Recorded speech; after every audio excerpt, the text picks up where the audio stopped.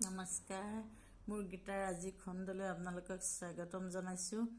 কৰাগ্যে বসতি লক্ষ্মী কৰ মধ্যে সৰস্বতী কৰ মূলেতো গোবিন্দ প্ৰভাতে কৰ দৰ্শনং সমুদ্ৰ বচনে দেৱী পৰ্বত স্তন মণ্ডলে বিষ্ণু পত্নী নমস্তুভং পাদস্পৰ্শং ক্ষমস্মে। মোৰ গীতাৰ আজি খণ্ড হৈছে অৰ্জুনক কৃষ্ণ কৈ আছে, হে মহাবাহু অৰ্জুন, যিজন তত্ত্বজ্ঞানী তেওঁ ভক্তিৰে কৰা কাম আৰু ফলৰ আশাত কৰা কামৰ মাজত থকা পাৰ্থক্য ভালদৰে বুজি পায় বাবেই তেওঁ ইন্দ্ৰিয়বিলাকত আৰু ইন্দ্ৰিয়ৰ তৃপ্তি জড়িত হৈ নপৰে। জড় প্ৰকৃতিৰ গুণ তিনিটাৰ দ্বাৰা মোহাচ্ছন্ন হৈ অজ্ঞানীবিলাকে জাগতিক কামবিলাকত আসক্ত হৈ পৰে। তেওঁলোকৰ সেই কৰ্মসমূহ নিকৃষ্ট হ'লেও তত্ত্বজ্ঞানীসকলে তেওঁলোকক বিচলিত কৰিব নালাগে। গতিকে হে অৰ্জুন, তুমি তোমাৰ সকলো কৰ্ম মোৰ ওপৰত অৰ্পণ কৰি মোৰ বিষয়ে আধ্যাত্মিক জ্ঞান চিন্তনৰ ধাৰণা কৰি লাভৰ প্ৰতি কোনো আশংকা নাৰাখি, কোনো বস্তুৰ প্ৰতি গৰাকী বুলি ভাৱ নাৰাখি এলাহ আঁতৰাই থৈ যুদ্ধ কৰা। যিসকল লোকে মোৰ নিৰ্দেশ অনুসাৰে নিজৰ নিজৰ কৰ্তব্য কৰ্ম কৰে আৰু ঈৰ্ষা নকৰাকৈ বিশ্বাস আৰু ভক্তিৰে মোৰ উপদেশ অনুসৰণ কৰে, তেওঁলোকো সকাম কৰ্মৰ বন্ধনৰ পৰা মুক্ত হয়। সকলো বন্ধনৰ পৰা মুক্ত হয় বুলি কৈছে। কিন্তু যিবিলাকে ঈৰ্ষাৰ ভাৱ লৈ মোৰ এই উপদেশসমূহ উপেক্ষা কৰে আৰু সেইমতে কাম নকৰে, তেওঁলোকক সকলো ধৰণৰ জ্ঞান নোহোৱা মূৰ্খ আৰু সদ্গতি লাভৰ পথত সৰ্বস্বান্ত হোৱা লোক বুলি জানিবা। জ্ঞানী মানুহে নিজৰ প্ৰকৃতি অনুসাৰে সকলো কাম কৰে। প্ৰাণীৰ সকলো গুণ তিনিটাৰ ফলত নিজৰ নিজৰ যি প্ৰকৃতি লাভ কৰিছে তাৰে অনুসৰণ কৰে। ইয়াক দমন কৰিনো কি লাভ হ'ব? ইন্দ্ৰিয়বিলাকে আৰু ইন্দ্ৰিয়ৰ উপভোগৰ বিষয়বিলাকৰ ক্ষেত্ৰত হোৱা অনুৰাগ আৰু বিদ্বেষৰ ভাৱক নিয়ন্ত্ৰিত কৰিবৰ বাবে কিছুমান নীতি আছে। কোনো লোকেই তেনে অনুৰাগ আৰু বিদ্বেষৰ বশৱৰ্তী হ'ব নালাগে, কাৰণ সেই দুয়োটাই আত্মোপলব্ধিৰ পথত অন্তৰায় সৃষ্টি কৰে।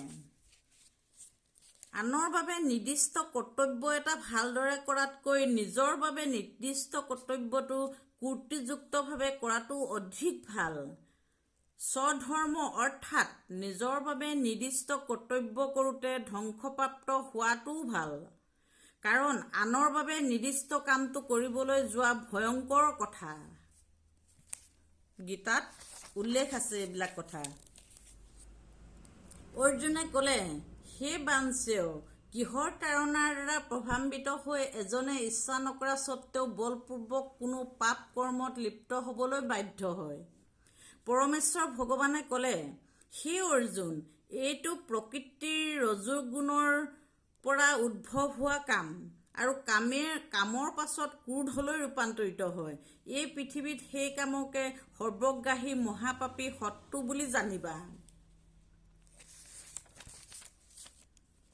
জুই যেনেকৈ ধোঁৱাৰে ঢাক খাই থাকে, আৰ্চিখন যেনেকৈ ধূলিৰে ঢাক খাই থাকে আৰু ভ্ৰূণটো যেনেকৈ জৰায়ুৰ দ্বাৰা আবৃত হৈ থাকে, তেনেদৰেই জীৱটো নানা ধৰণৰ কাম ভাৱেৰে আচ্ছন্ন হৈ থাকে। গতিকে হে অৰ্জুন, কোনো কালে সন্তুষ্ট নোহোৱা জুইৰ নিচিনা এই কামৰূপী চিৰকলীয়া শত্ৰুটোৱে জ্ঞানী জীৱনৰ শুদ্ধ চেতনাকো আচ্ছাদিত কৰি ৰাখে। ইন্দ্ৰিয়বিলাকে মনটো আৰু বুদ্ধিয়েই হ'ল এই কামৰ বাসস্থান। এইবিলাকৰ মাধ্যমেৰে কামে দেহধাৰী জীৱনৰ শুদ্ধ জ্ঞানক আচ্ছাদিত কৰি জীৱক বিভ্ৰান্ত কৰি তোলে। গতিকে হে ভৰত বংশীয়সকল ভিতৰত শ্ৰেষ্ঠ অৰ্জুন, প্ৰথমেই তুমি ইন্দ্ৰিয়সমূহ সংযত কৰি জ্ঞান আৰু আত্মজ্ঞানৰ বিনাশ কৰোঁতা মহাপাপক প্ৰতীক এই কামভাৱবোৰ নিশ্চিতভাৱে বিনষ্ট কৰা। জড় পদাৰ্থটো ইন্দ্ৰিয়বিলাকৰ শ্ৰেয়, ইন্দ্ৰিয়বিলাকতকৈ মনটো শ্ৰেয়, মনটোতকৈ কিন্তু বুদ্ধি শ্ৰেয় আৰু আত্মাটোতকৈ কিন্তু বুদ্ধিতকৈও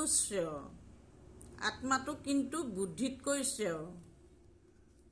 হে মহাবাহু অৰ্জুন, এইদৰে নিজকে জড় ইন্দ্ৰিয়সমূহ মন আৰু বুদ্ধিৰ ওপৰত বুলি বুজি সুবি বিবেচনা আধ্যাত্মিক বুদ্ধিৰ সহায়ত মনটোক স্থিৰ কৰি আধ্যাত্মিক শক্তিৰ দ্বাৰা কাম নামৰ দুৰ্য শক্তিটোক জয় কৰা। পৰমেশ্বৰ ভগৱান শ্ৰীকৃষ্ণই ক'লে, এই চিৰন্তন যোগতত্বৰ বিষয়ে মই সূৰ্য দেৱতাক বিবস্বানক কৰোঁ। বিবস্বানে মানৱ জাতিৰ পিতৃ মনুক ক'লে আৰু মনুৱে ইক্ষাকুক ক'লে।